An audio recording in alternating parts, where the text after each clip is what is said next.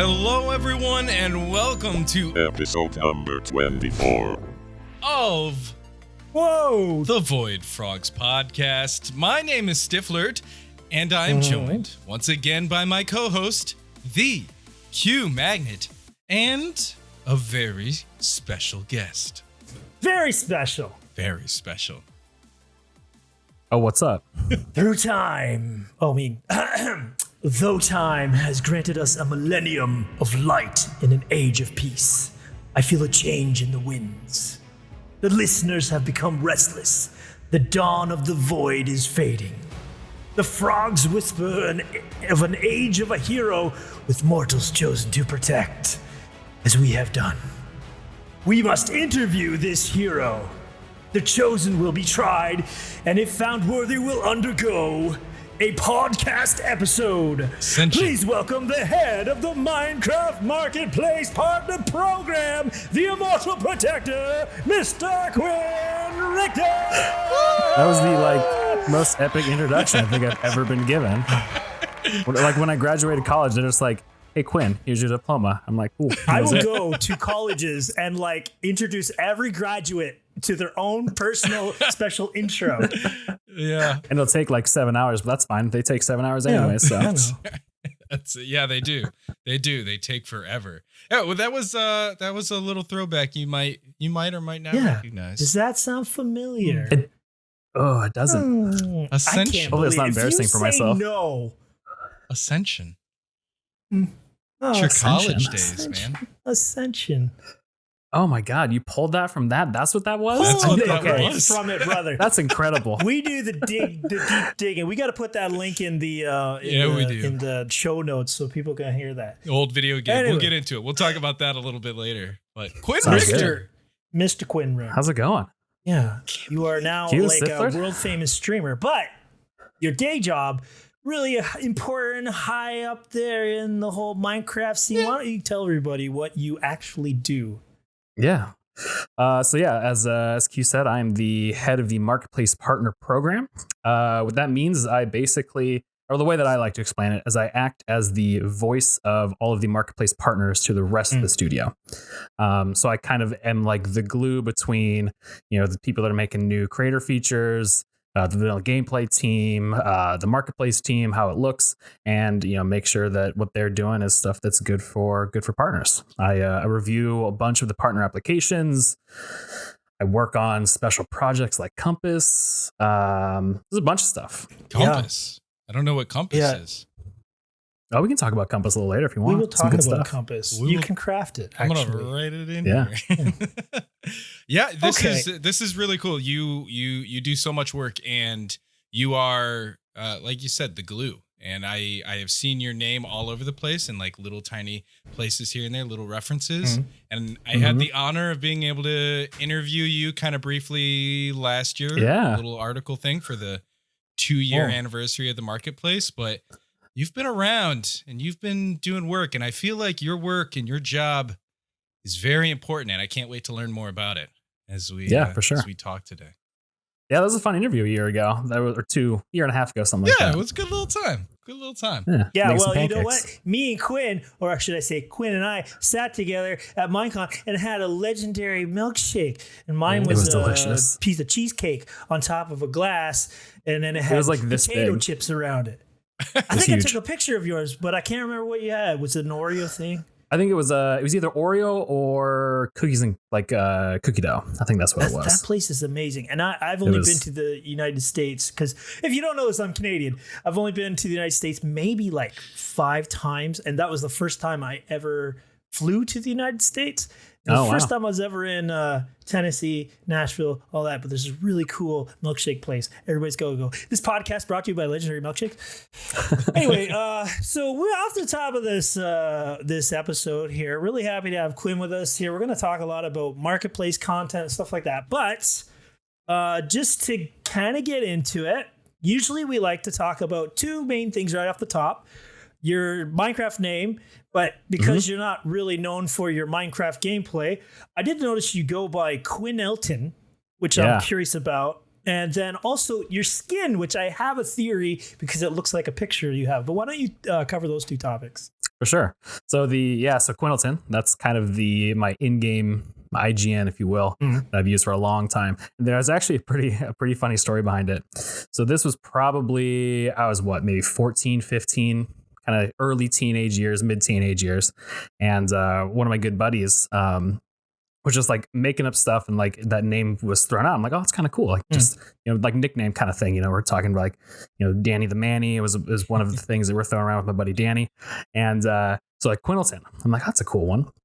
So speaking of my buddy Danny, I thought I'd play a joke on him that like to basically convince him that like my actual like birth certificate name is Quintilton. Yeah. And like I told him that, and he's like, "Oh, that's a cool name." Like, yeah, I just go by Quinn for short because like Quintilton's it's kind of a mouthful. So, and he believed me. Nice. For like 6 years.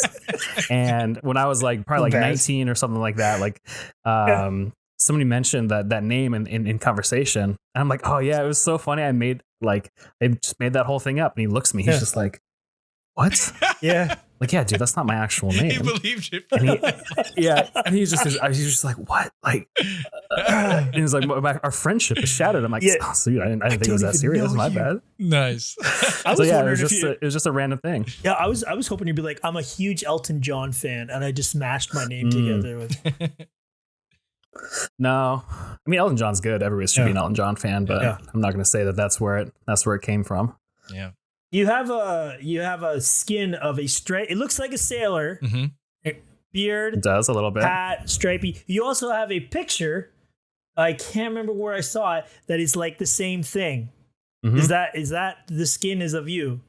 Not a sailor. It is of me. Or are you a sailor? No, it's not a sailor. Oh, I'm not a sailor. I do enjoy fishing. Yeah. I haven't gone for a long time. Yeah. But no, that is the photo where that skin comes from was from like right around maybe like 30, 45 minutes outside of the Grand Canyon in Arizona. I can't remember the exact city, but there's this cool like green belt that you can kind of drive through, and there's this like scenic oversight. You just see these beautiful canyons, all these like, big pine trees and all this other stuff.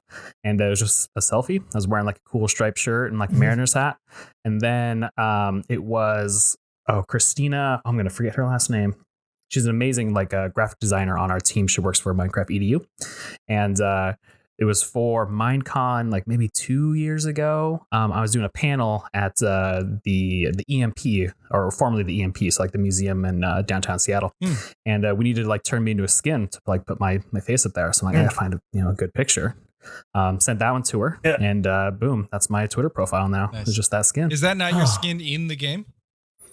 It is now, actually. So after I did that charity stream a couple weeks ago with Nox Crew, I think Skyo actually went and put that one together. So she sent me the official like Nox Crew skin pack, and I was like number 24 or something like that in there. Nice. So now it's an official skin. But I typically like to just go and pick the ones that are cool from like some of my cool partners that are making neat stuff. Like Jollycraft is probably one of my favorite skin pack makers. Cool. I don't play favorites, but like he's just got some really cool stuff. I usually like tossing those on when I'm playing. So yeah. Hey, I don't have like a go-to one. That's cool. Hey, I have to, but I have to point out something for our YouTube audience here. My bearded brother here.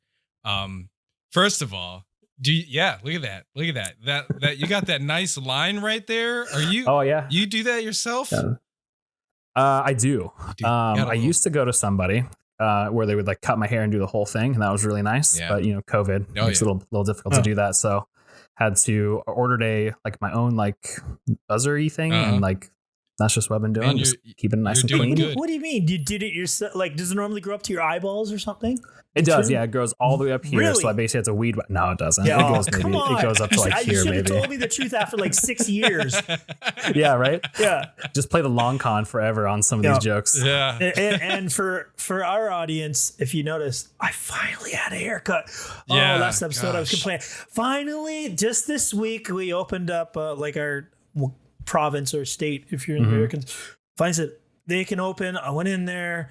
It's such a beautiful feeling to have the mat off your head. I don't know. No, wouldn't really know. The reason why he got it trimmed was for you, Quinn. Last week, I did. By the time this episode goes out, everybody will have seen last week's episode. Yes. Q doesn't care that Captain Sparkles was our guest. He was like, my hair was a mess. Whatever. Who cares? No, Jordan. I care. But he's like, Don't be Quinn. spreading rumors. Quinn is coming. Oh, Quinn's coming. Oh, I gotta clean up a little bit. Woo. Gotta look good. No, Yeah, I got a little you're COVID calling haircut the too. It was shots on nice. this. So it's Is that just, what you're saying? Yep. oh, for sure. Okay. Well. No, it's All right. good. I need to get a hat collection too. I'm noticing your hat collection back there, and I'm like, man. Yeah. I got maybe What you like 12, what is 16, it? something Like like that? wives and shoes? You're like No. the guy with the hats? dude. I look. I'm bald. Okay, I need protection from the is that sun. what it is? You gotta protect this thing, otherwise you get bumps and everything. I don't consider mine a collection, more just like I need every color Yeah. to like match with That's like not stuff at I'm all a wearing. collection. No. No, not at all. Yeah, I don't know. Maybe not. Maybe it is a collection. I don't know. Okay. It's a good look though. Anyway, sorry, that was way tangent. Just had to do it. All Had right. to get it. Okay, here we go. Come All on, right, Q. so Bring us back. you have a very prestigious position in video gaming, which is really cool. And you also are part of the coolest game, which is like total rarity for anybody. But how did you get into the gaming industry from, a young kid playing games at home, going to high school, and then all of a sudden now running a Minecraft partnership program? Yeah, it's a decent story, I would say. So basically, I've been a huge nerd like my whole life. So just playing games, all that kind of stuff. Going through like junior high and high school, really introverted. Didn't have, had like a small group of friends. Played a bunch of Counter-Strike, played some WoW, played a lot of Call of Duty. Just kind of games were kind of a thing. In high school, I took a kind of like a summer program kind of thing for DigiPen. And DigiPen is a college in Redmond that is a video game design, video game programming, art kind of college. It was originally started by Nintendo maybe like 25, 30 years ago, something along those lines. And basically the idea was like, hey, Nintendo noticed that there's not enough schools that are like teaching video game development. So let's work with this guy named Claude Comer, who is the president, and basically set up a school that is specifically for, educating people on, computer science of, real time, video game stuff. Yeah. So I did that in high school. And then I graduated with a really solid 2.2 GPA out of high school. It was really good. Good for you. So all the people out there that are listening that have terrible high school GPAs, it'll mess up your life. So don't do it. But I got really lucky. No. So I went and did Running Start afterwards. So that was my way of like getting back into it. Like, all right, let's take some college classes, got my GPA up a little bit more. But basically I realized that like the track that I wanted to do, which was going to University of Washington, which is my entire family's alma mater, for business. So I can, get a business degree, go join Procter and Gamble and help them, manage their soap production. I don't know, something like that. I don't know what I was going to do with that, but that was the idea. Applied, did not get in, unsurprisingly. So I'm like, okay, well, what am I going to do? So my mom basically was like, hey, like, what do you think of this DigiPen thing? I'm like, Mom, come on, that school's hard to get into or whatever. So I go do their open house thing. I guess I write a killer essay. I make this like terrible dice game because I was applying for the computer science and game design degree. So it's a mixture of like, hardcore programming plus, 2D, 3D level design, that kind of thing. Yeah. And got in. And then we spent the next 4 years basically acting as the kind of producer on all of our kind of game projects. DigiPen's kind of unique in the way that like I really only took like maybe 15 credits of like general education stuff. So I took a psychology, I took an English, took a history, but everything else is either programming, math, science, game design, and then you do these large project classes. So basically every year you're on a team making a full game from scratch. So freshman year, I wrote a full game engine in C. Sophomore year, wrote a full game engine in C++. Junior year, wrote a full game engine in C++ that's 3D. And then senior year, I worked with a large art team. It was at the total, I was a producer for an 18-person team. And we were able to work in Unreal, which is really nice. So we didn't have to do literally everything by hand. Wow. Graduated. And then I did a summer internship at WB Games in Boston. So I worked for Turbine, who are the makers of Lord of the Rings Online and Dungeons and Dragons Online, I think. And basically was an account manager for them. And then Jesse Miriam at my at my DigiPen basically like career fair. He is the executive producer for Minecraft Earth now. I was the only producer there, so it was him and then my buddy Jake Shirley, who was already hired by Minecraft at this time as a developer, who I went to school with, who was a really good friend of mine.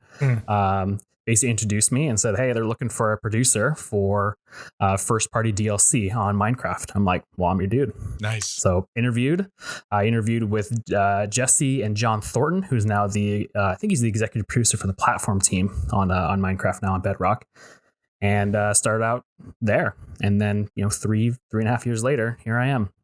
Here you are. So first job out of college, this whole which was trip weird. Just to get on the podcast. Amazing. Yep. I basically saw that I learned 4 years earlier that Q was going to start this podcast called Void Frogs. And I'm like, all right, what is the best way I can get on it? Well, I got to get on Minecraft. Do it. Well, I mean, but you mentioned something there that's interesting. You said that you applied and interviewed for a position doing first party DLC. So how long before the marketplace was announced did you join the team? Ooh, let's see. I joined the team probably around May, I think it has to be 2017. It was 2016. I don't think it was that. I think it might've been 16 actually. Wow.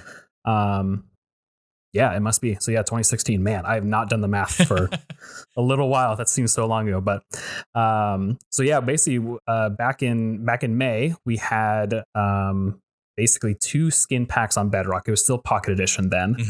We had a large kind of DLC team, 4J Studios, that were doing stuff for the console edition. So they had like texture packs, mashups, a bunch of stuff on there. And that was kind of my job, is to kind of figure out what is our a little bit of strategy, but then really just like getting content into Pocket Edition that is DLC content. So I helped ship our first texture pack on Pocket Edition, which was City and Plastic. I think we talked about it at E3 that year. And then in December that year was the first time that George Curtin and John Thornton and Jason Cahill too, all basically presented the marketplace white paper. So there's this idea to kind of build this marketplace. There's, a handful of kind of goals they were going for. And then I kind of just started as a scrum master on that team, like just kind of filling in the gaps because I knew how to ship DLC. Yeah. And then, did that for a while, and then partner program started becoming a thing, and, kind of just my job ebbed and flowed for the next kind of 3 years. Nice. And you guys, you're mentioning things that are like Scrum Master. You actually that's the process you guys use is Scrum.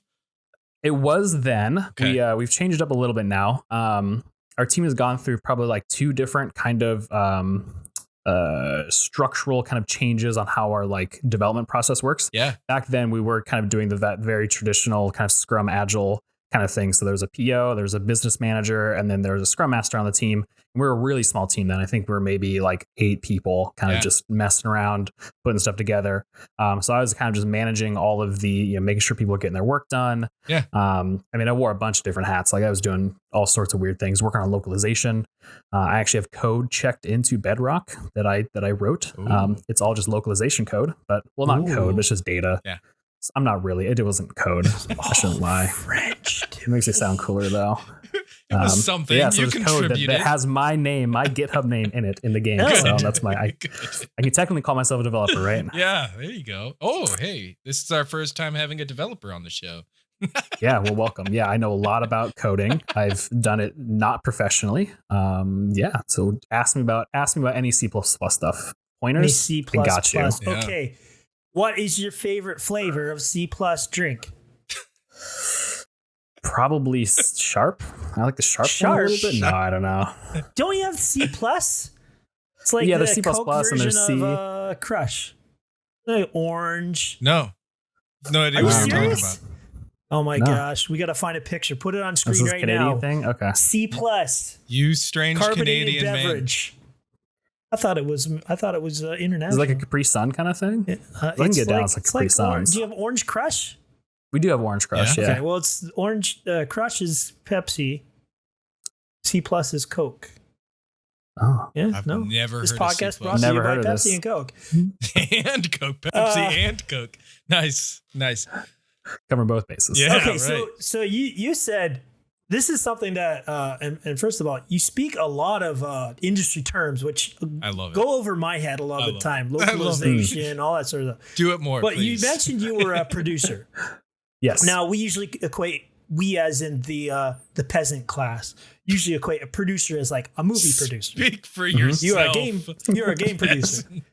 I am. What exactly is that? Is that like you're just going around finding the right team and saying, I don't like the way that ball moves, make it move this way instead? Or is it something, are you coding or what's the deal there? It's usually very different from team to team.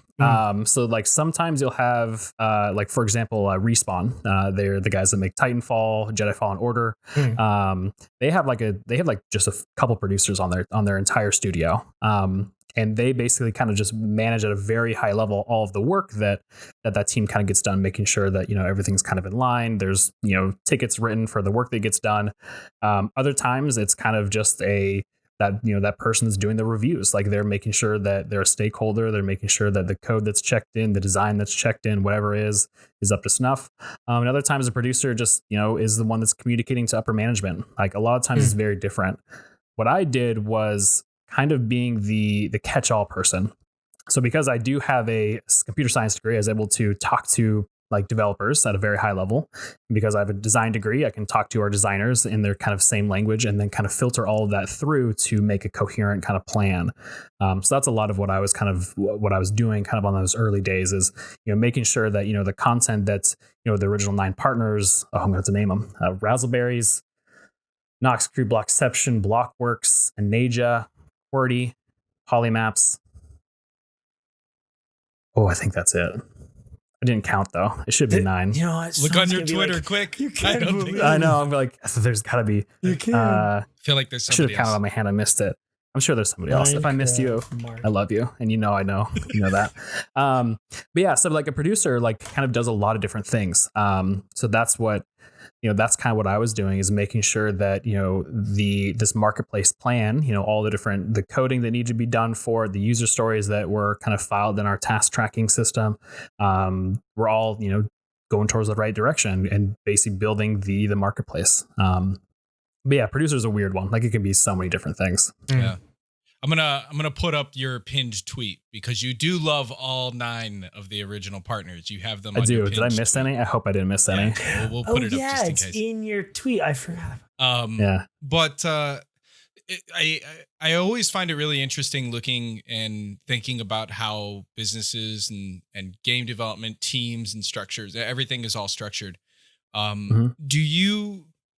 The producer position has always been really interesting to me because it's one that I've found as a manager myself in the past. I did manage like development people, but not gaming at all, restaurant, stuff like that.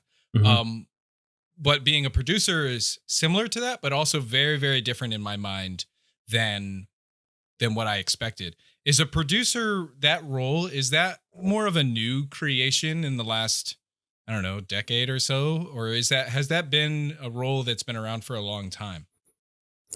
I think it's been around for a long time, but I think it changes so much just how game development changes. Yeah. Back in the day, you would have these like small teams kind of doing like a more waterfall kind of development methodology where they're taking their whole plan, they're developing the plan, they're testing the plan, and then they're releasing it. It's kind of a linear kind of path. And then that's changed a lot now where it's a lot more kind of that agile. You're taking off, 2 weeks of work, a bite-sized chunk of work, testing it. If it's good, ship it. If it's bad, throw it away. Yeah.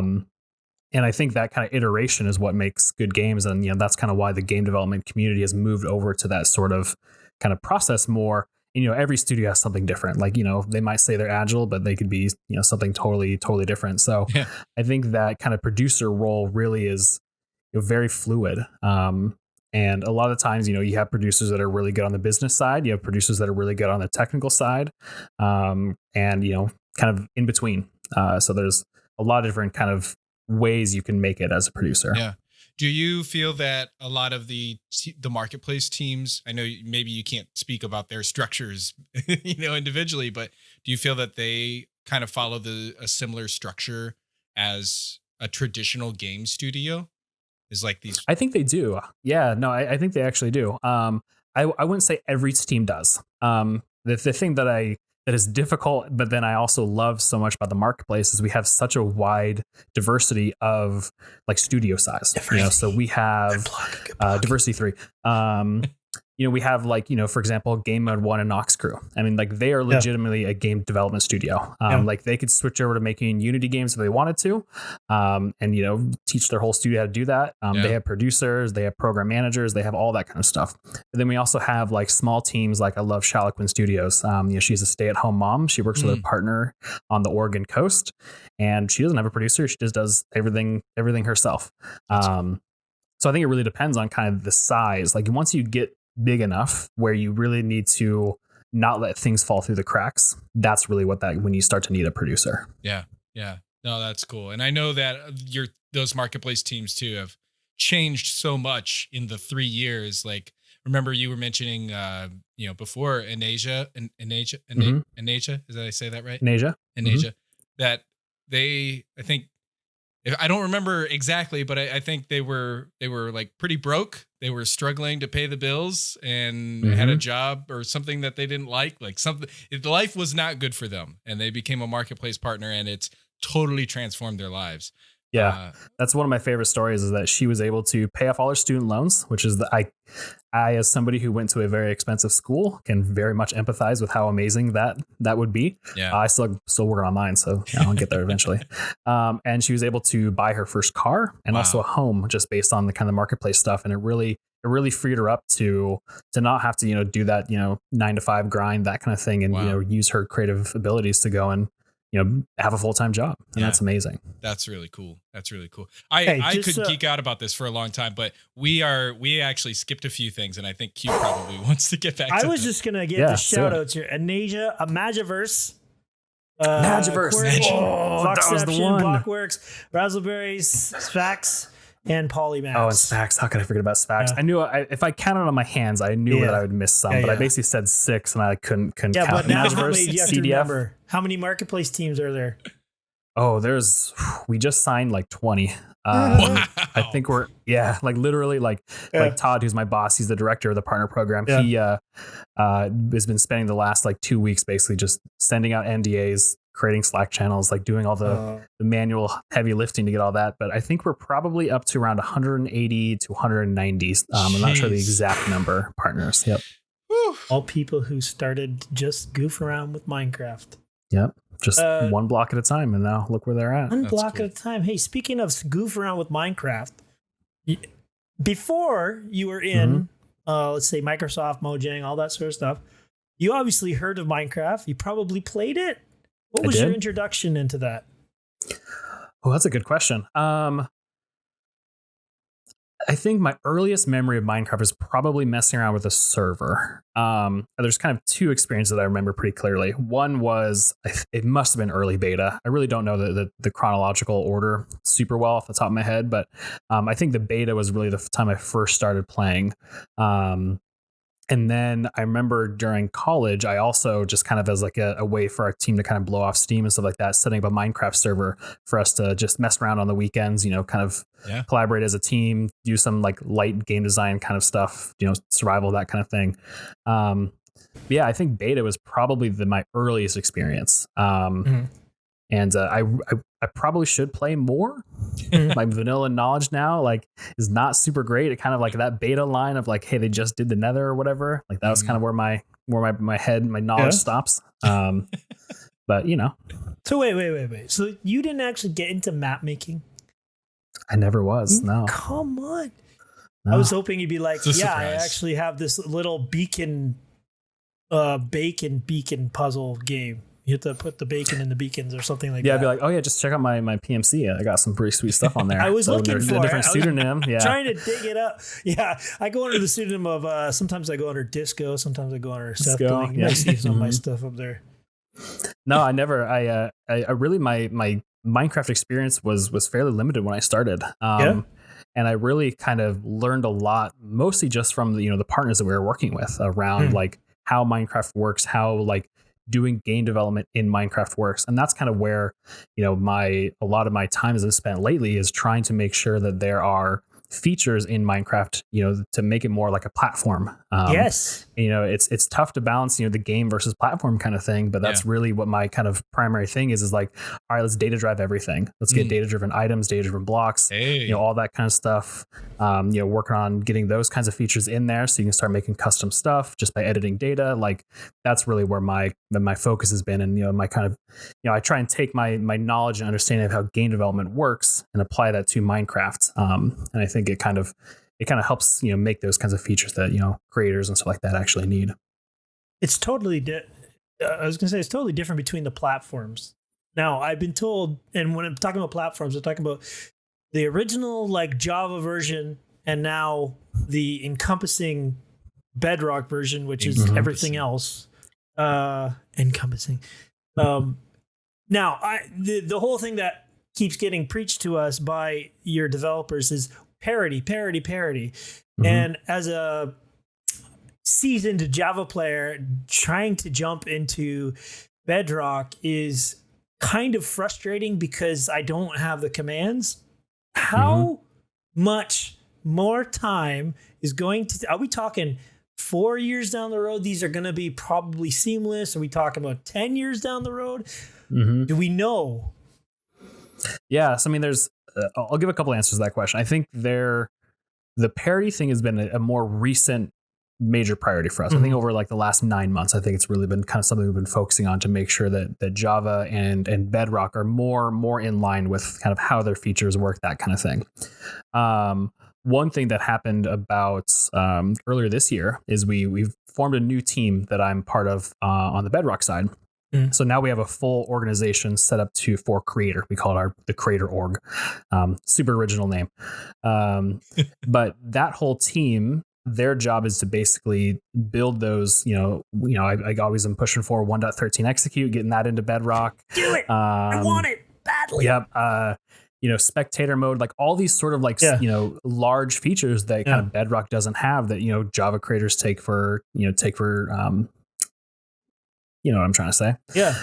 It's kind of essential to their process. It is, exactly. And like we have a team now that is more dedicated on that specific thing.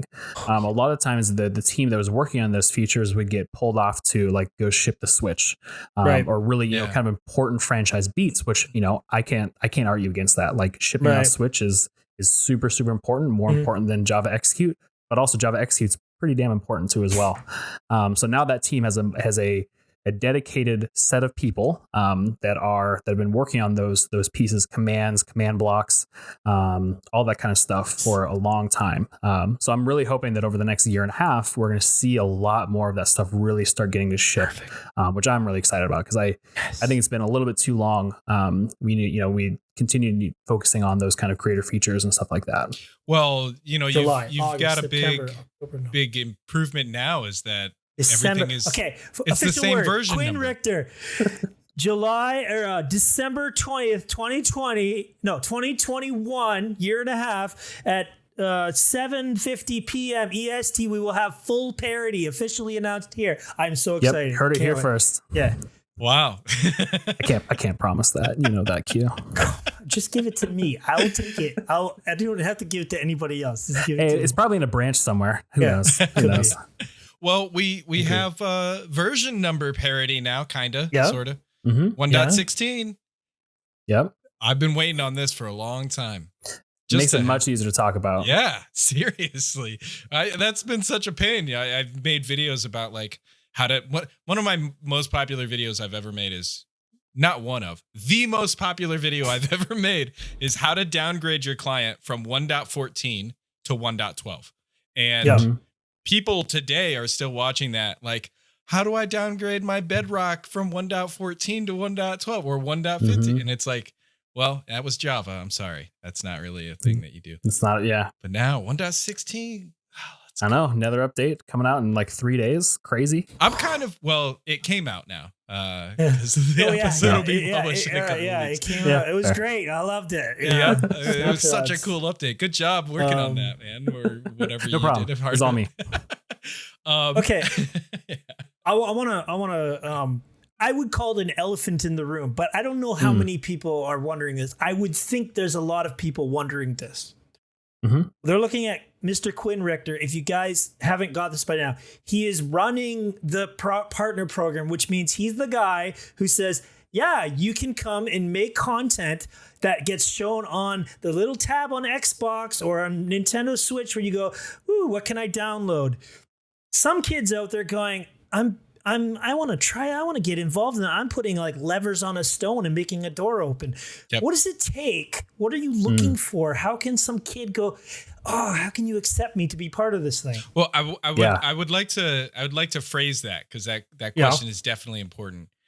If we were going to make a Void Frogs map as our first map to present to you, right?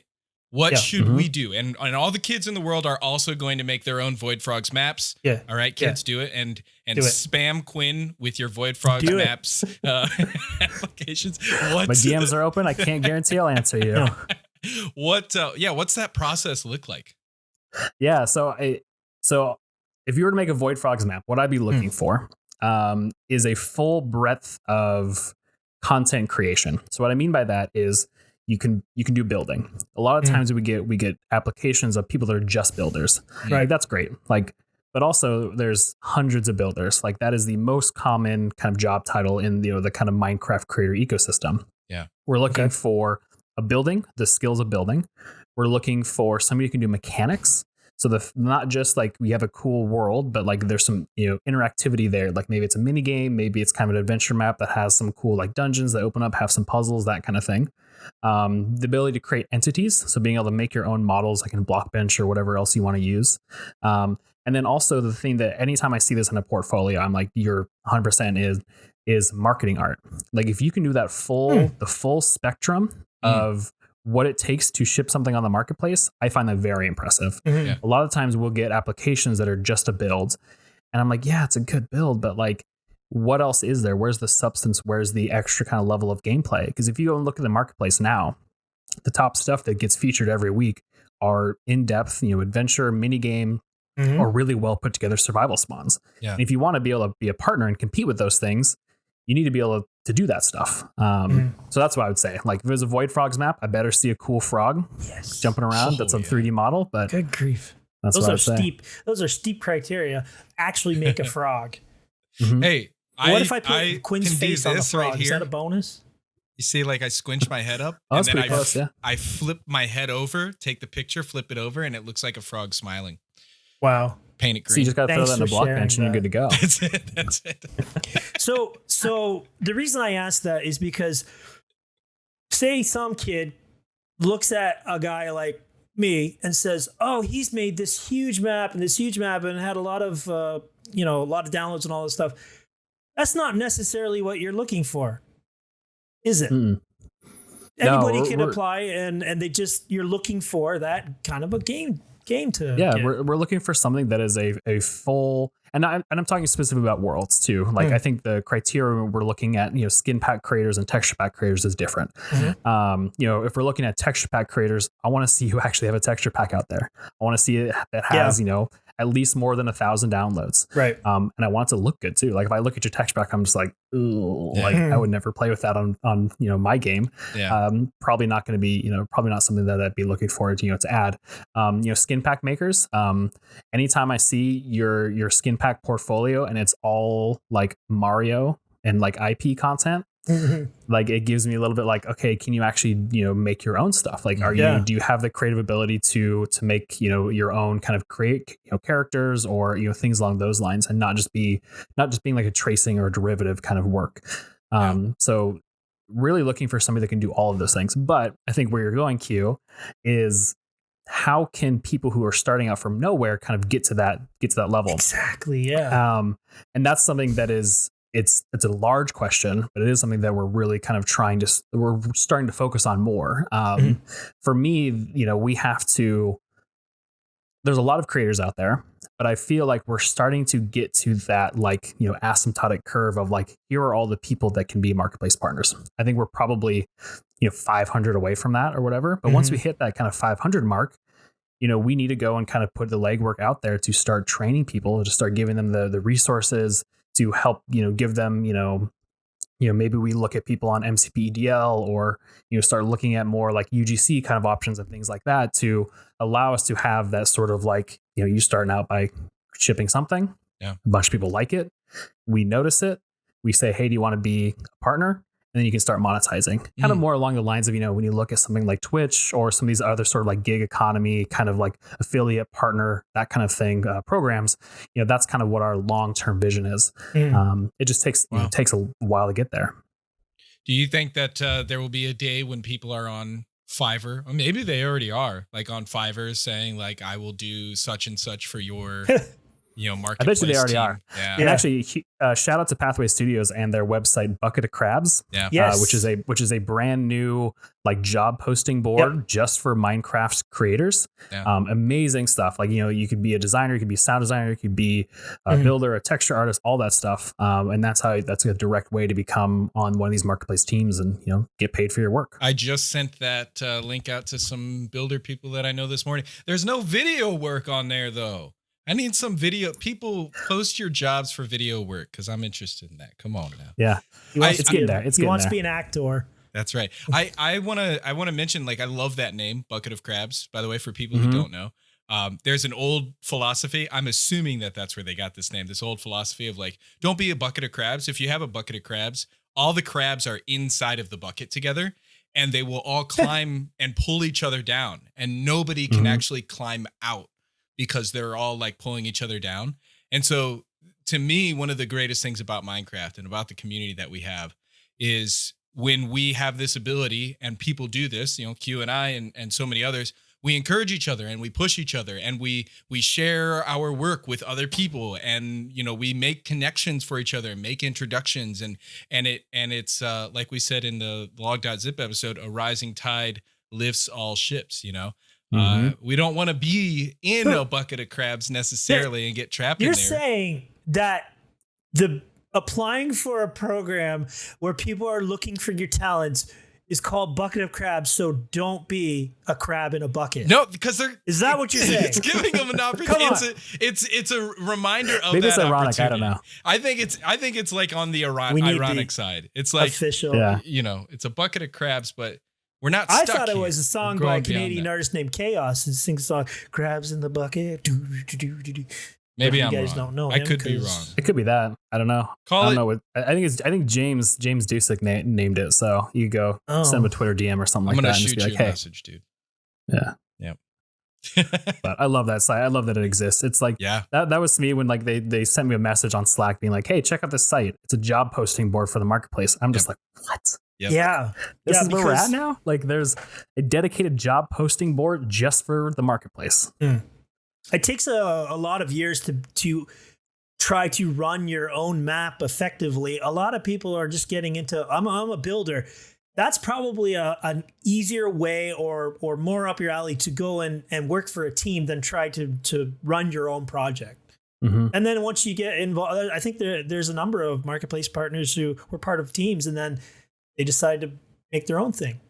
Yep. Yeah, we see that a lot. And that's actually been one of our kind of primary ways of getting partners over the last little while is kind of these referrals from teams that publish. Yeah. So, Pathway is probably the most prominent one that have like Cyclone Designs, Panacea, I think, Pixelusion, a whole bunch of them published through Pathway, reached out to us saying like, hey, we want to become our own partners. Like we feel like we have the ability to do the full spectrum of, content creation.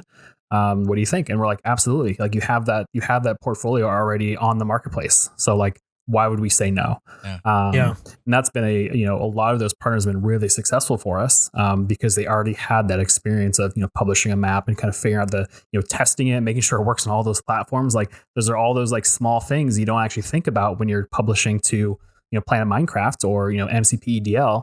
If you're publishing on the marketplace, it can't crash. It has to work on PlayStation, Switch, and iPhone 4 and Xbox One X. Like it's got to work on everything.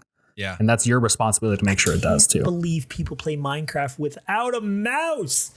Really? How do you do that? My kids do a controller or like on a phone, fat thumbs getting in the view. How did you know that one of the most successful marketplace partners, Pixelheads, all of their original builds were done by Andrew Scrimshire on an iPhone 4 on a cruise ship. That's absolutely that is a First of true all, statement. It's mind blowing. I'm impressed, but Block by block. Wow. it's. Wow. I know. He told me so we were in. This was an amazing an event that we did for EXO. I think about 2 years ago in Mexico City, and we had the Pixelheads guys. So it was Gonzalo, Andrew, and John Zenkert, who also runs MCP EDL. And we had them down to kind of do this interview, just talking about the Minecraft ecosystem, that kind of thing. And he told me that story over drinks, and I was just like dumbstruck. I'm like, yeah. So you made City Life like one of the most successful pieces of marketplace content, all like block by block on an iPhone 4. He's like, yeah, like I had to do something while I was like on these cruise ships waiting for my my gig that I was gonna play. I was just like, are you serious? It was crazy. This is like me going, we're not worthy. We're not worthy. Yeah, right.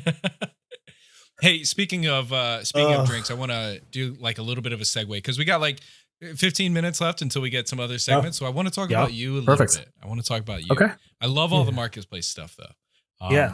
But speaking of drinks, when's your marketplace map coming? No, that's not. It has nothing to do with drinks. Put a pin in that one, Q. I got a good answer for that one, but we can talk about it later. Okay, you know what? We'll put a pin in mine. What's your answer for that one? I'm actually interested. So we get a lot of submissions, and sometimes the submissions we get make us chuckle.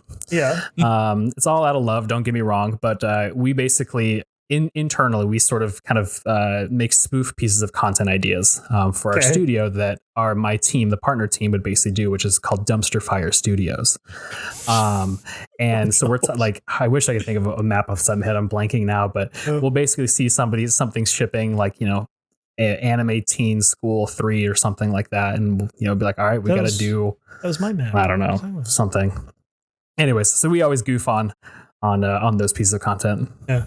Nice. So that's what you're going to bring to the table. Yeah. We're going to bring something like that. We got some good ideas. Partner Valley was one of them that we were working on as like we're going to go and represent every team from our perspective as a build, like a 16 by 16 build. So we're going to go build that out and we'll ship that one.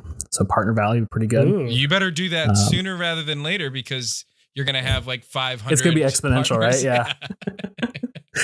The map will never ship just because we're always adding new partners. We're like, oh yeah, we got to go make that plot. I think that all the partners should be critiquing your build. Then be like, oh yeah, tables up third. You don't have enough mechanics in here, Quinn. I don't know if it's really marketplace content here. Yeah, yeah. It probably wouldn't be. I don't think I could make content that would do well in the marketplace. If I'm being honest. I could produce a team that would do it. I personally couldn't do it, but Anyways, so back to your point. Well, now I have another question. Wow. A marketplace question. When excuse me, when a person or when a team is accepted into the marketplace, do they then just get to publish whatever they want at that point? Yeah, absolutely. Mm-hmm. Yeah, there's so marketplace partners, they own 100% of the content they ship. There's no Microsoft doesn't own any of it. That's a double-edged sword because we also assume that you own the license to that content. So again, if you ship something that looks like Mario, we're not going to say anything because we're protected under DMCA safe harbor laws. But we have a full DMCA process. So if you ship something like that, it's on you. But yeah, a partner they can ship whatever they want, whenever they want. They have to just give us a week. Basically, they lock their content in our submission portal called Augur a week ahead of time. And then we ship it on that Tuesday, every Tuesday at 10 a.m. But they choose the price. They choose the type of content, and we have a bunch of policies and things like that to make sure that there's a quality bar that we maintain. There's nothing that goes against kind of Mojang brand guidelines, E10 plus, that kind of thing. Yeah, that's actually really, really interesting. I've been reading a lot of stuff, terms of service, all for different games and everything, and that is I noticed the other day that there's a video game I'm not going to mention. Very popular video game, but in their terms of service, they actually have a clause that says that you cannot stream their game. And people do it. People stream their game. But I'm like, wow, that's actually really crazy that there would be that kind of a restriction. And you guys are kind of pulling off the restriction a bit, at least in that regard.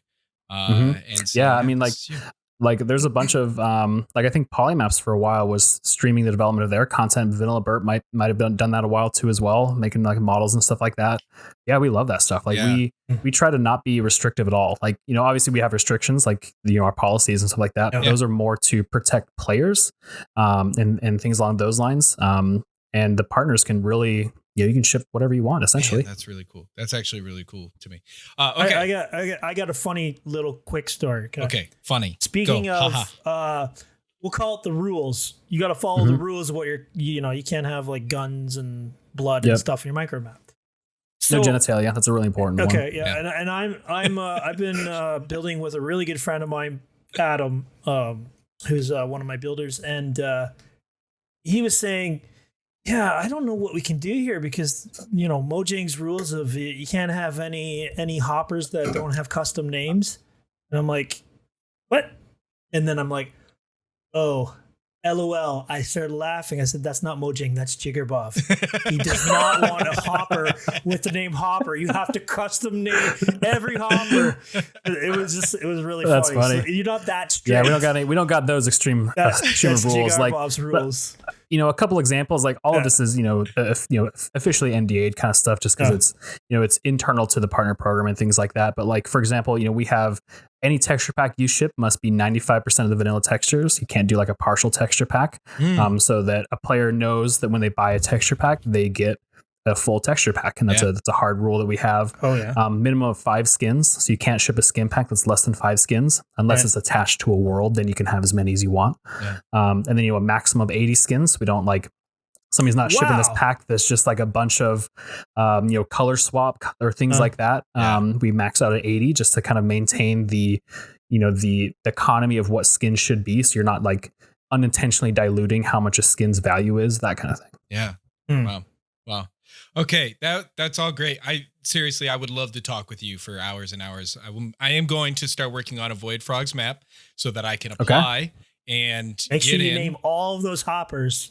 Fred, name George, all the hoppers, Jeff, and then geek out with you for Barbara. hours and hours and take all of your time from all the other hundreds of partners that are that are also in there. And just learn about this stuff. Hey, I'd be willing to do it, but there's a lot of other good ones ahead of you too. So you gotta. I'm gonna start working. I gotta work. I gotta get it done. Millers and Minecraft.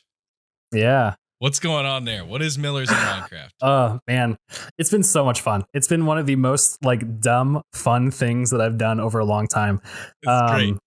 I basically consider, this is a little rabbit tail, but I basically consider like my Twitter just the dumb things that I think of all the time. Like you want to just like see dumb things. It's been a lot more serious lately because of the Black Lives Matter and all that stuff. Yeah. But it's just a lot of just random whatever pops in my head. So Millers and Minecraft started as a morale event for my team. So basically like, hey, let's on Fridays from 3 to 5, let's just play a marketplace map. We used to be able to play almost all the maps that ship, but now we're shipping like 100 pieces of content a week. Like it's impossible for us to kind of keep up to date on like what's new, what's the latest, bleeding edge on marketplace content. Yeah. So that was the idea. We hop in a Discord call with, Helen Zabili, partner managers Greg Walls, Krista Show, John Marcel, my boss Todd.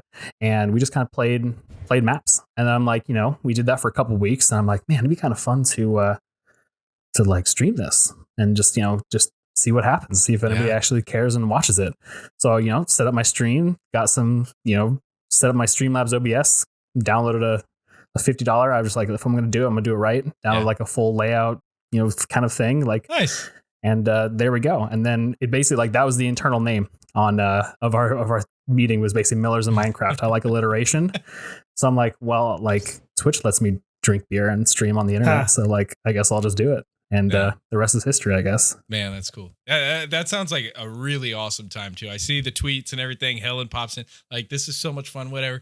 And is that going to be, do you want that to be a long-term thing? Can people like subscribe believing that they're going to watch this 3 or 4 months from now? I think so. I know for sure. So I don't know if I can say this now, but we're not going back to our studio till like December. I think I can say that. There's no secrets there. Who cares? Who cares? We're working from home for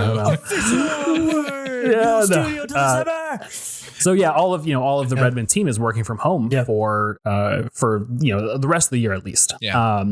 So I can guarantee that it'll be going until then. So you got at least 6 months of content. Sweet. Wow. If I'm back in the office having to work, I might just have to shift it till later. Start or do it on Saturdays or something like that. Yeah.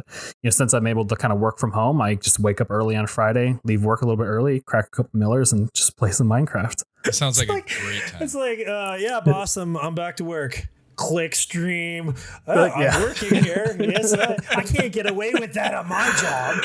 Yeah. Oh, and also drinking and Yeah, streaming. Yeah. It's at Sounds like 3 a o'clock. Like daydream. it's kind of like, around that time where people typically start to kind of check out on Fridays. Yeah. I'm not pushing it too much. I'm Well, not doing it like 9 a.m. on a Wednesday or nothing. And that's 6 p.m. Yet. East Coast. So, I mean, We got Exactly. till December, gold, brother. you know? Yet. Exactly. It's like 1 a.m. UK time. Like Yeah. I should be Right. drunk already. Right. Twitch.tv/ Big Quinnleton. shot. Quinnleton. Twitch.tv/Quinnleton. Yep. Okay. Biggest People Go go Follow and there. fan. It's check just it out. playing Minecraft on Fridays. It's a good time. That's awesome. Friday. Q, What? Okay. on No, Fridays. no, nothing. Go ahead. No, I was gonna say I don't want to ask anymore. I want to ask a whole lot more, but we only have a few minutes before we get to our other segment. So Q, give us some spicy stuff to talk about. here. Okay, Ooh, let's do let's one do it. last thing here. Which kind of top it up with your streaming and all that sort of stuff. Recently, you did a charity stream. I did. I would call Yeah. that a success. Why don't you kind of talk was- about that a little bit? Yeah, for sure. So like I'm not trying to make money on Twitch. Like that's not really my goal. Microsoft pays me plenty of money. Like Yeah. I'm not hurting. So it's really just for fun and then also trying to, spread the word on the marketplace and stuff. Yeah. So it was like Wednesday before that Friday stream. I'm like, man, I really, trying to figure out like what I can do to help Black Lives Matter and like be a part of that. And I'm just, racking my brain and then like it popped in my head like, oh man, like let's do a charity stream. Like that sounds super cool. So I'll, throw a little donation thing up there, set my PayPal up, did all that. And then that Tuesday, World of Cars came out, which is a super cool Nox Crew map. I'm like, this seems like a great moment. Like it's sort of just like it kind of the stars aligned, right? Yeah. So I sent a DM to Lauren, Avondale, Maywolf, and Noxite, and just I'm like, hey, what do you guys think of doing this charity stream? Like I want to make sure I have your permission before I go and do all this stuff. And they're like, oh, we're so on board. Yeah. So they basically like worked with me. They, got a handful of mods in there. And then, spread the word a ton. Like, their social reach was huge. Yeah. And, I had a Discord call like an hour before the stream started and Avondale was like, all right, what's your expectation for this? I'm like, well, I'm going to match the first $100. So hopefully it's at least $100. Yeah. What if we get like 500, maybe like if we get to 1,000, I'll Yeah. be stoked. That sounds Yeah. awesome. And by the end of the stream, we raised over $24,000 in 3 hours. It was like Noxite, all these guys like Jiggerbob gave like 77,777 bits. Like Yeah. the Nox crew donated $5,500. Like it was unbelievable the amount of generosity and outreach that stream had. I averaged like 100 viewers the whole time, which is like 10 times more than I usually do. Yeah. It was crazy. I love that about like, it's one thing to have, a giant corporation donate to charities and politicians, but when you see just regular gaming audiences give little bits of money and people, just regular people coming together and trying to help other people who are in need, it's like, it's such a great thing to see humanity actually do something positive for a change in this culture. Yep, totally agree. Yeah, and it was super cool too. Like you guys with the marketplace, Minecraft in the marketplace for Juneteenth, Mojang. I don't know beyond that in Microsoft, but like any sales of Minecraft or Minecraft content, Bedrock, Java, whatever, the profits went to I think 3 different organizations for Juneteenth, and then That's right. Yep. you guys had a bunch of marketplace partners also jumped in and said, you know what, Yeah. we're going to do the same thing. Any sales of any of our Minecraft content, the money is going to go towards these different groups on Juneteenth. And I'm like, man, like it's cool to see those individual teams say, yeah, we're in this. We want to make a difference. Try to. Yeah, it was so humbling to see the amount of outreach on both Juneteenth and the other couple streams that I've done. Yeah, where like I'm just playing games. Like that's really what I'm doing. I'm just like it's all about having fun, and the fact that we're able to make such a difference was humbling. It was incredible. Yeah, that's awesome, man. That's great. Claps.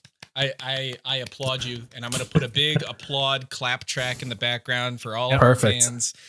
Yeah. Oh man.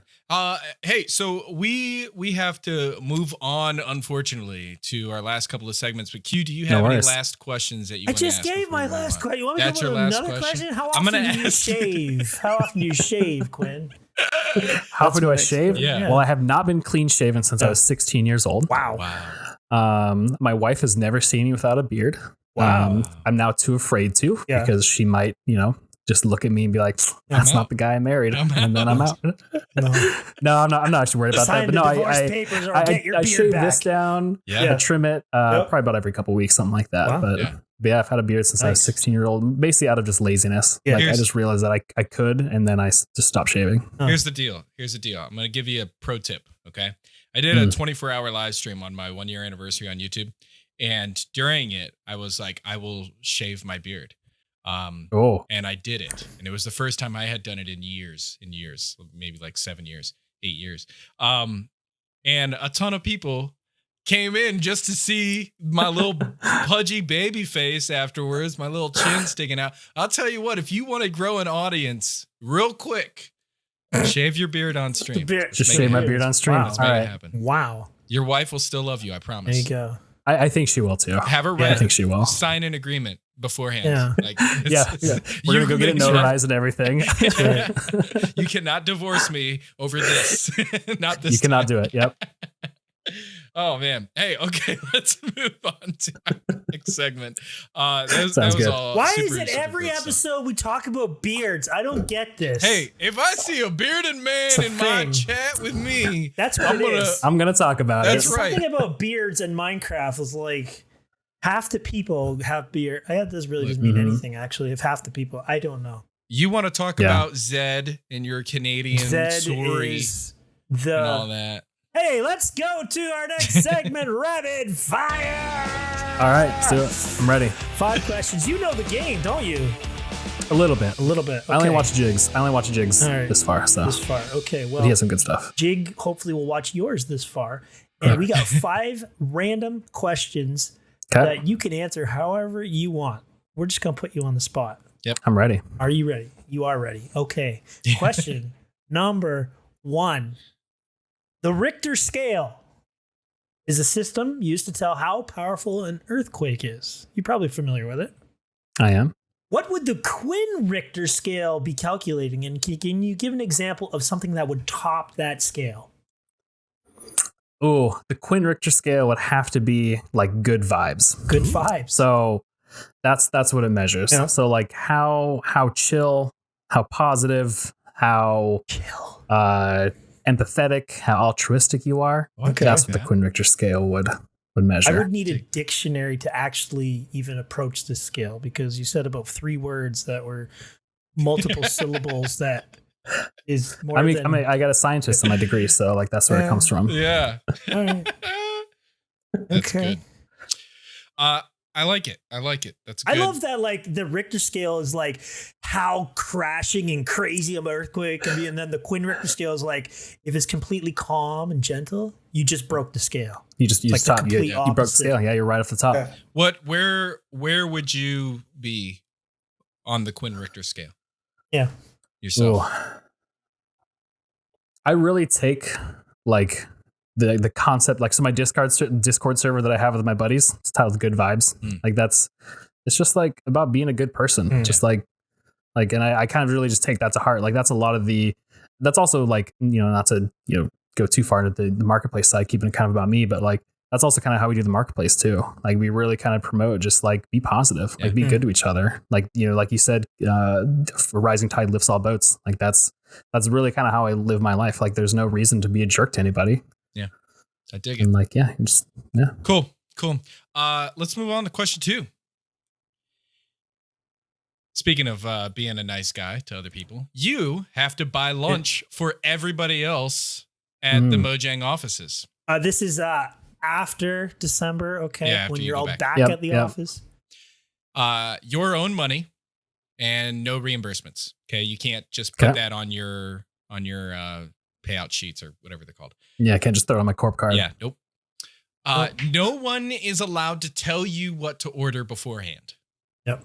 What's a safe thing for you to buy for lunch for everybody that everybody will enjoy, and you won't have any problems. It'd be catered Chipotle. Chipotle. Easy answer. Easy answer. It covers everything. There's like absolutely no hesitation in that answer. Oh, absolutely. Yeah. Everybody can eat. There's like rice. If you're vegetarian, you can have rice. They have the vegetarian options. Yeah. There's a bunch of really good meats. Yeah. There's chips and dip. There's queso, like Chipotle. Except for that one guy who's like, I'm never going back to Chipotle again. Yeah, well, yeah. He's not happy about it. They're their own person. Although they can it's do free whatever they food want. for them. I'm not going to feed them. Chipotle is delicious. Don't at me. It's very good. Wow. Very good. This podcast brought to you by Chipotle. Yeah. I wish. One day. All right. We're going to get there. Question number 3. If you want to be a sponsor of the Ways podcast, please enter okay. That's right. Question number 3. Since 1933, Canada and Denmark have had an ongoing territorial dispute of a tiny, barren, uninhabited Arctic island known as Hans Island. Have you heard of this? I've not heard of this. Oh, it's hilarious. They put bottles of wine on this little island, and then they bring them a gift, and like the governments are arguing over who owns this. Anyway, it's like the nicest argument ever. This is a real thing. Due to a weird international geographical borders, the island just happens to be placed within the territorial waters of Canada and Greenland. And Greenland has foreign affairs being run by the Kingdom of Denmark. That's how Denmark's involved. Mm-hmm. 2 governments have decided to drop their dispute and do the one thing they both agree is the only fair thing to do. Give the island to a random American. They draw names. And what do you know? Quinn Richter is selected. Wow. Brand new island for you. Who would have guessed? Old island. The island is about a half a square mile in size. There's no known natural resources, no plant life, nothing, animals. I think some birds might land there. Yeah. What are you going to do with this island that you won? Oh, man. It's really cold there, it sounds like. Can I turn it like a ski resort? That'd be cool. I love snowboarding. I mean, so if there's mountains on it. I don't think you realize the size of this island. Is it, would you say half a square mile? Half a square mile. Yeah. Okay, that's pretty small. Yeah. Yeah, that would not be a great ski run. It also doesn't, like, It's like- it looks like just a rock. Like, it's just like a big rock. It's just a big rock. Maybe what I would try and do is to try and sell it to somebody else and make them think it's like something much bigger than it is. Entrepreneur. I'm not going to say I would scam them. Wow. Whoa. But, I thought, what happened to Good Vibes Quinn? Yeah. No, I wouldn't try and scam them. I don't know. What do I do with an island that's just a giant rock? I don't know. I'll tell you what I was thinking I would do, and maybe it'll spark some interest for you. Yeah. There's a big flat side of the rock, and I was like, that would be awesome to do, like set up like rock climbing on. Have some Arctic rock climbing, and maybe climb up. How is he supposed to answer that when he hasn't seen a picture of it? I know. But you can sculpt it. See, and here's the other thing. Even if there wasn't a big flat side, you can do whatever you want. So you could turn it into a giant sculpture if you wanted to. So, that said, maybe you're like, well, yeah, I would make a sculpture of my face. Or something else. So hopefully that's. I think if I had like the means, I would turn into like a house and live there. Just live on an island. If I could get like good internet. I don't know. Yeah, I guess that's really all you need, isn't it? We are investing in the internet. But I feel like I'd have to have a lot of money to go and like build a house on a giant rock out in the middle of nowhere. So. Hey, well, luckily, money. The next question, actually. Yeah. Oh, okay. Yeah. Do you know who Mansa Musa is? Oh, it sounds very familiar. Yeah, Mansa Musa. But I don't think I could tell you right away. Everybody should learn about Mansa Musa. Mansa Musa is believed to be the brother of richest mozzarella. man. No. What'd you say? It's the brother of mozzarella. No. Yeah, no. Mansa Musa. And his cousin Parmesan. He's not Italian or cheese or anything at all. He's actually from the kingdom of Mali, where Mali is. Mansa Musa is believed to be the richest man in all of history. Okay, so when you look at list of richest people of all time, it'll say like 400 billion, a trillion. Jeff Bezos got nothing on him. His number is just wealth indescribable. They don't have a number for him. That's how much money he had, how much wealth he had.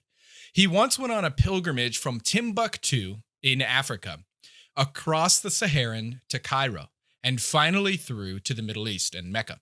Mm-hmm. He gave away and spent so much gold that the value of gold in the countries he traveled to tanked. There was too much gold. It's amazing. Yeah.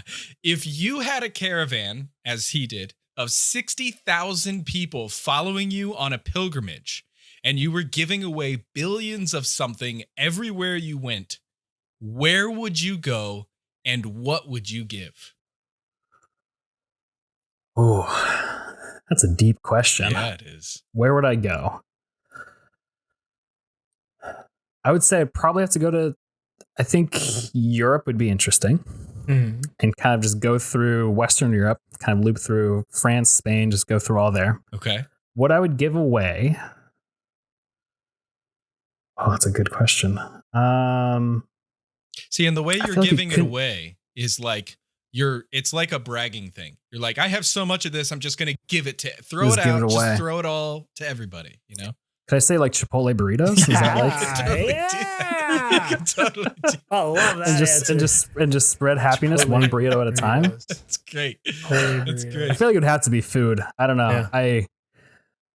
I wish I came more from, my family's big into food, but there's a lot of cultures that like food is like the thing. Yeah. Like a lot of Latin cultures and stuff like that. And I love that. Yeah. And I feel like that's what I'd want to do is just spread like some really good food. Like get like every person's mom who's just made excellent food for them and just get them on my caravan. And there's just every type of good food and just people just eat. 60,000. Yeah, just 60,000 moms that all make incredible food. And maybe some grandmas too as well, because there's some grandmas out there that can cook. Yeah. Mine included. That is a great visual. I'm enjoying that. Just moms and grandmas. Just 60,000. Just giving it away all across Europe. Yeah. See, the problem is the grandmas go, here, I made some for you. No, I'm not hungry. Here, have it all. They give you like 8 Yeah, times. they're gonna be forcing everybody to eat food. There's like some dude, I'm full. Yeah. Like, nope, you got to finish your plate. That's right. Do you want some chicken? No. How about some beef? No, I'm not hungry. You want some cake? No, I'm good. Cookies? No. It's just constant questions over and over. Just over and over again. Never get anywhere. This is great. Question 5. Question 5 from your grandma. Okay. Yep. Quinn Richter is the hottest Twitch streamer on the interwebs. Audiences of millions come watch his 24/7 content. He's put Fox, CBS, NBC, ABC, HBO all out of business as the masses have switched off primetime and turned on Quinn time. That's Crazy right. thing is, Quinn isn't a game streamer. What does he stream? It would be disc golf.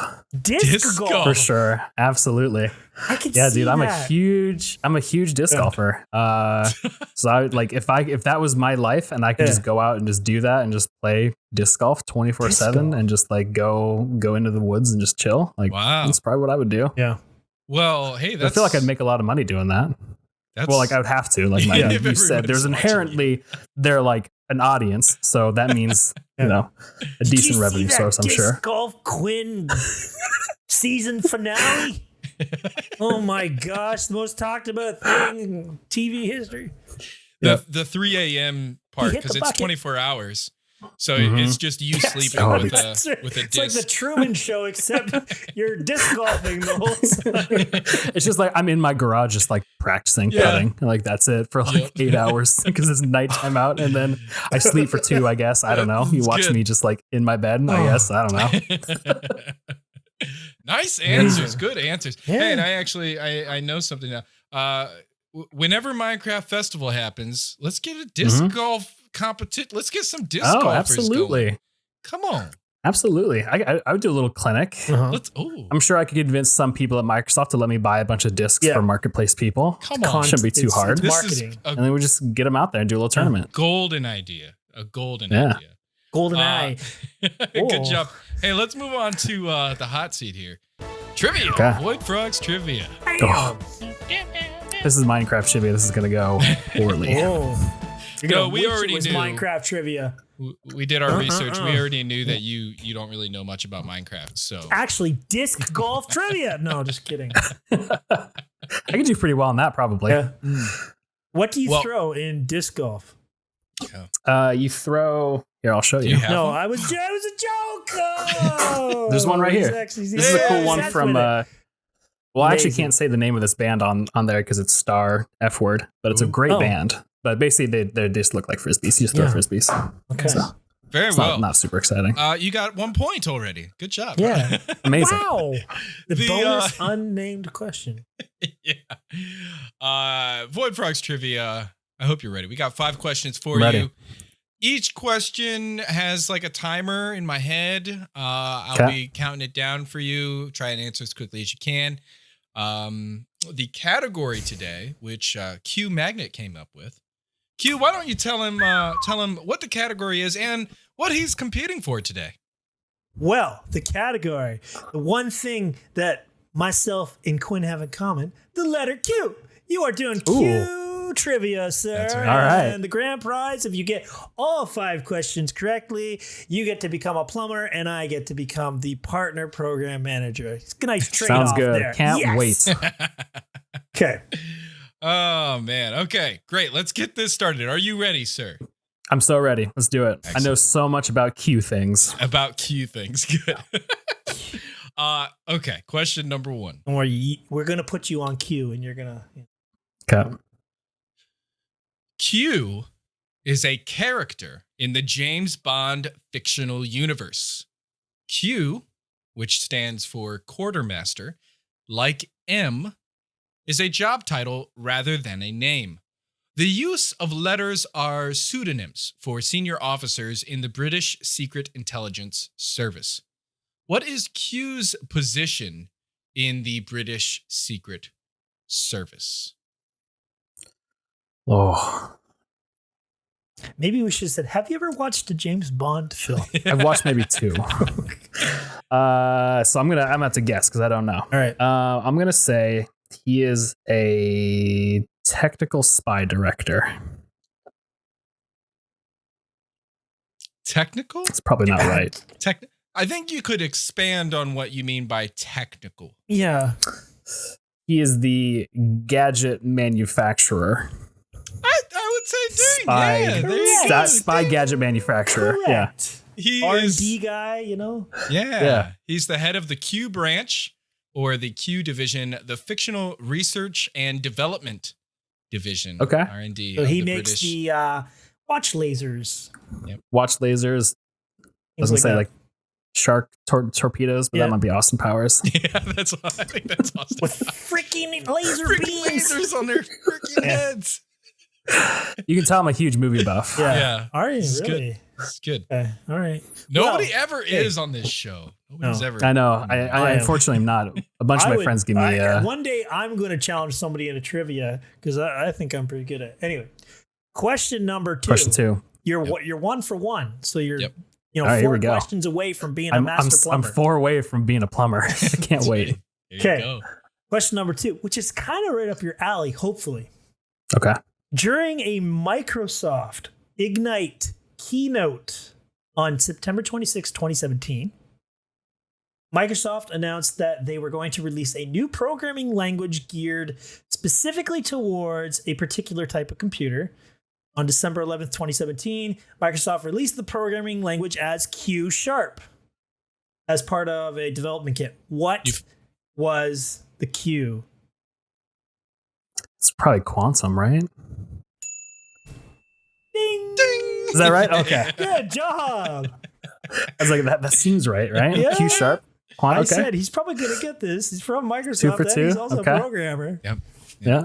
Good job, sir. Can't Good say job. I've ever programmed in Q# or on a quantum computer. It No. seems a little bit above my pay I grade, have but that no sounds idea pretty what cool. it is. Man, quantum. Yeah. It's the one where they go back in time as That's right. different historical figures. Yeah. Because I think it's like and change. there's like ones and zeros and then like in between. I'm Yeah. like, how does that make sense? It's yes. Quantum computers Yeah, are crazy. exactly. Emergent tech. Yeah. Wild. Who knows? Question number 3. Susie Quantums, Susie Q's, It's are a quantum. brand of snack cake formerly produced and distributed by Hostess Brands and currently owned by Apollo Global Management and Metropolis and Co. Yeah. That's a much It's the lamer worst name ever. Yeah, sorry. That's not as good as Hostess. No. Invented in 1961, the oblong sandwich is made of devil's food cake and a white cream filling. but can also be found with this alternate flavor?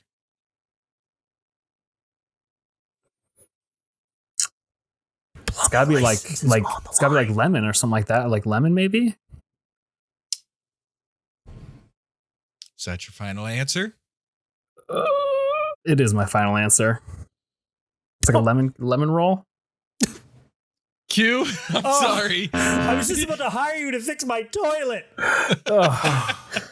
I'm so sad. Lemon is not the correct answer. I'm sorry. You were very sir. close in a color scheme. Okay, yeah, because I was like thinking like angel food maybe is the other one that I was thinking of. Yeah. Oh, Or banana. full of banana. oh, gross. Banana flavor. Yeah, I know, I believe right? one of the links was like the Who would rose want flavored that? banana one. I think my idea was way better. All right, 2 for 3. You can still finish off with a respectable score. Yeah. What 4 is out of our 5 ain't lowest bad. score that we've ever gotten? 2? We've gotten 0. a 5. Oh, Our we got a 0 lowest? once though. Our Yeah. lowest? No, we got a 1. We got a 1. Okay, Oof. Yeah. All right. At least I'm better Right. than whoever that person was. That was Okay. a team. it was a team. Oh, It was 2. It was, That's even worse. it was a marketplace team. It was an original marketplace team.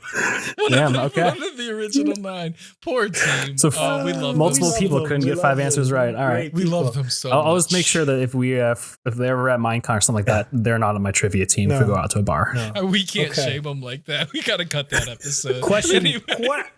question 4. All right, you're a gamer. Question 4. Okay, you ready for this one? I'm ready. The Panasonic Q trivia, see? Is a 20-year-old version of the Nintendo GameCube manufactured by Panasonic and licensed by Nintendo. The system was officially released only in Japan on December 13th, 2001, and then was discontinued on December 18th, 2003, likely due to low sales. As a main competitor to the Xbox and the PlayStation 2 at the time, what main feature was included with this hybrid that the official GameCube system lacked? I think it was like, wasn't it built into a TV? Wasn't that the thing? Or maybe it was like, and like had like a CD drive. I'm pretty sure like the Panasonic Q was like a GameCube put into like a CRT. A CD drive? What do you mean? Yeah. Like a it's probably not a C drive. It was like an 8-track or whatever no, not 8-track. 8-track. That'd be I feel like funny. I've seen this thing before in my brain. And I'm trying to like just describe what it is that I'm seeing in my brain. Because it was like a CRT monitor that had like a GameCube built in, and then there was like a front slot that was like for VHSs, but like that wasn't really a thing then. Maybe DVDs. Oh, there we go. We got Is it DVDs? DVDs. Okay. That's all. I got there. was See, I knew it was in my brain. It's a GameCube I knew it with was a there. DVD player. I was Yep. gonna let you keep going. 8-track. Yeah. Oh, you just keep going. Like Laser 8-track, and there's like disc. some records, maybe. I don't know. You got it there also eventually. had a backlit LCD. So it wasn't a CRT, it was an optical LCD. sound output, apparently, Wow, and a separate subwoofer jack. that's pretty cool. Yeah, Low sales. I can see though. why nobody bought it though. it was only It's in like Japan. who cares about that Yeah, stuff in bought it. 2000? Yeah, Yeah, especially you had the Xbox and PlayStation 2 coming out later. Yeah, and all way that. better graphics and all that stuff.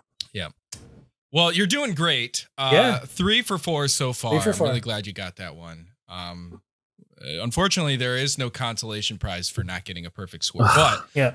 bragging rights. Bragging that's rights. good. Yeah. Good. Question number 5. It's your last chance. Final. Okay. Very important. You know what? We can call this one double or nothing.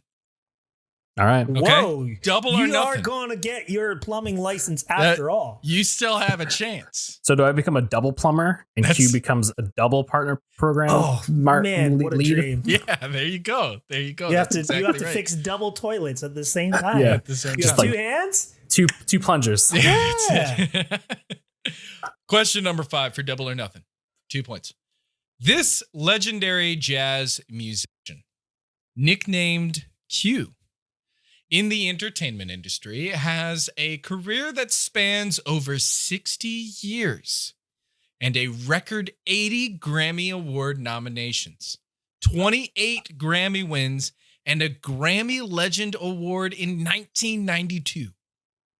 He produced albums by Michael Jackson, Off the Wall, Thriller, and Bad, and also the 90s hit sitcom Fresh Prince of Bel-Air.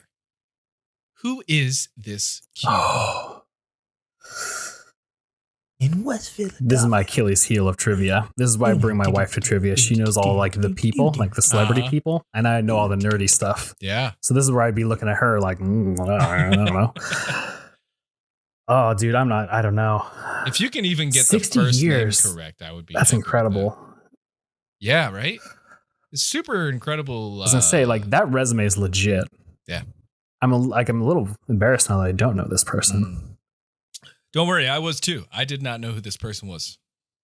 I don't know. I want to raise the white flag. I don't know. Dang. Man, 3 out of 5. Rough. Quincy Jones. Quincy Jones. Oh, I have. Yep. I have heard that. It's amazing. Q was like, this is an easy question. If anybody ever watched Fresh Prince, they know this. It's always on the end of the show. Quincy Jones Productions. Yeah. Oh, you're and if right. I watched a lot of Fresh Prince, but never made the connection. If anybody's out there and likes Will Smith, his YouTube channel, check out his story of how he started getting the Fresh Prince. It's hilarious. It's such a crazy story. I'll have to watch that. That sounds cool. And it's all about Quincy Jones and Will Smith. But anyway. Quinn Richter, 3 out of 5.